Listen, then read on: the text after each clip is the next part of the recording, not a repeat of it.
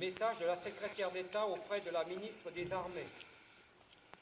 8 mai 2018. En ce jour, nous rendons hommage à nos compatriotes et à leurs frères d'armes, combattants de 1940, Français libres qui n'ont jamais cessé le combat, résistants de l'intérieur ayant héroïquement rejoint la lutte, soldats de l'armée d'Afrique, couverts de gloire, combattants rassemblés pour libérer notre terre opprimée et poursuivre le combat au-delà du Rhin et des Alpes. À tous, nous exprimons notre gratitude et notre admiration. À la suite du général de Gaulle, ils ont relevé notre honneur et permis à la France d'être à la table des vainqueurs. Leur épopée est entrée pour toujours dans l'histoire. Ne n'oublions pas que dans le Pacifique, la guerre se poursuivit encore plusieurs mois avec son cortège de souffrances. Nous sommes également rassemblés pour exprimer notre indéfectible gratitude à nos alliés, venus du Royaume-Uni et du Commonwealth, des États-Unis, l'Union soviétique et de tant d'autres nations d'Europe et du monde.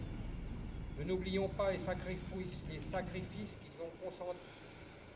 Ensemble, au prix d'infinies souffrances, ils sont sortis victorieux du combat décisif pour la liberté, pour l'honneur, pour la dignité des hommes. Souvenons-nous de toutes celles et de tous ceux qui périrent, anéantis par la folie criminelle des nazis, victimes de l'extermination, des persécutions et de l'oppression, déportés, fusillés, massacrés, internés, martyrs d'une idéologie barbare. Nous sommes rassemblés pour témoigner notre solidarité à toutes celles et à tous ceux dont la vie fut à jamais marquée par les dramatiques conséquences de cette guerre impitoyable. Prisonniers de guerre soumis à une douloureuse captivité, requis pour le service du travail, obligatoire et réfractaire, population annexée, déplacée, brutalisée. Nous pensons aux veuves et aux orphelins, aux blessés, à toutes les victimes civiles.